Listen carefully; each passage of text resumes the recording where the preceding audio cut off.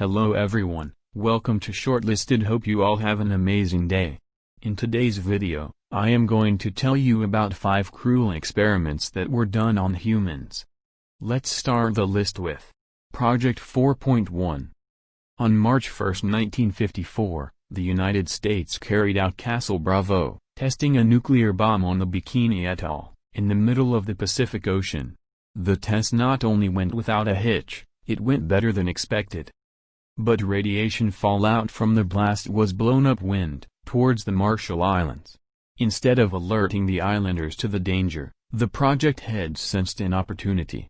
How many times would they be able to see the effect of radiation fallout on a population for real? They simply sat back and observed the people of the island as they started getting sick. Over the next decade, the project observers noted an upturn in the number of women on the Marshall Islands suffering miscarriages or stillbirths. Things seemed to calm down for the next decade, but after that things go bad again. The children on the island were growing less than usual and a higher than expected proportion of youngsters were developing thyroid cancer. An analysis, published in 2010, estimated that around half of all cancer cases recorded on the Marshall Islands could be attributed to the 1954 nuclear test. Even the American government has never really denied that the experiment took place. Next on the list is the Tuskegee experiments. Experiments begins back in 1932, there was no cure for syphilis. The researchers at PHS were determined to make a breakthrough and they went to Tuskegee College in Alabama. Together they enlisted 622 African American men, almost all of them were very poor. Out of these 622 men, 431 already had syphilis and the remaining were free of diseases. They were told that they'll be provided with free meals and medical care during the 6 years of experiment. In 1947, penicillin was started using to cure syphilis, but the men participating in the Tuskegee experiments weren't given the treatment. The men slowly succumbed to syphilis, some of them went blind, some went insane, and some died in a few years. Even more, was that the 19 syphilitic children were born of those men who were also enrolled in the study. It was only in the mid-1960s that concerns were starting to get raised about the morality of these experiments. A PhD researcher based in San Francisco named Peter Buxton learned about what's happening in Alabama and raised concern, but his superior was unresponsive. So he took matters into his own hands and leaked the story to a journalist friend. The story broke in 1972 and the public was outraged. The experiments were halted immediately and the Congress inquiry soon began. The surviving participants and the children of those who died were awarded $10 million in an out-of-court settlement. Finally, in 1993 President Bill Clinton offered a formal and official apology on behalf of the U.S. government. The next one on the list is the South African Aversion Project. In apartheid-era South Africa, national service was compulsory for all white males. At the same time, homosexuality was classed as a crime. Therefore, gay men who were called into service were in for a tough time. But it wasn't just name-calling or casual discrimination they had to go through. Many of them were subjected to cruel experiments and were forced to take part in the so-called Aversion Project, which was aimed at treating homosexuals with psychological treatments, also using physical treatments, many of which would rightly be regarded as torture. The project started in 1969, with the creation of Ward 22. The creepily named ward was part of a larger military hospital just outside of Pretoria and was designed to treat mentally ill soldiers. For the unit chief Dr. Aubrey Levin, this including homosexuals, regarded as unstable, or even deviants. The doctor was determined to prove that electric shock therapy and conditioning could cure the patients of their desires. Hundreds of men were electrocuted, often while being forced to look at pictures of gay men. The electric current would then be turned off and pictures of naked women shown instead, in the hope that this would alter the mindset. The ones who didn't were given hormone treatments, almost always against their will, and many were even chemically castrated. By the mid-1970s, when numerous, more ethical, studies had proven that conversion therapies could change a person's sexuality, Ward 22 carried on with its work. It only ended with the fall of the apartheid regime.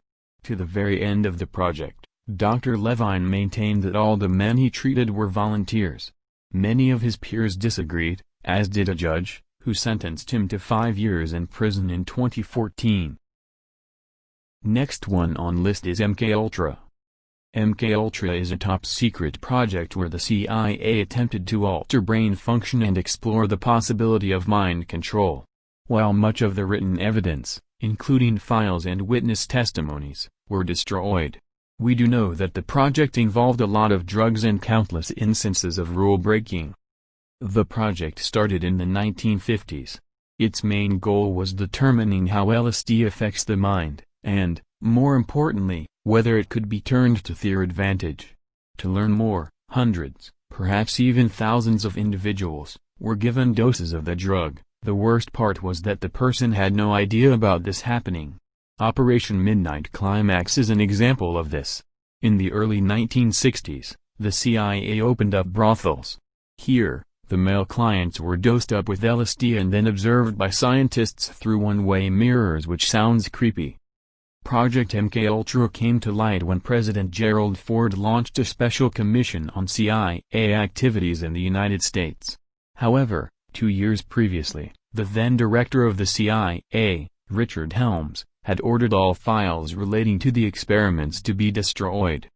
Still, some witnesses testified that around 80 institutions were involved in the experiments, with thousands of people given hallucinogenic drugs.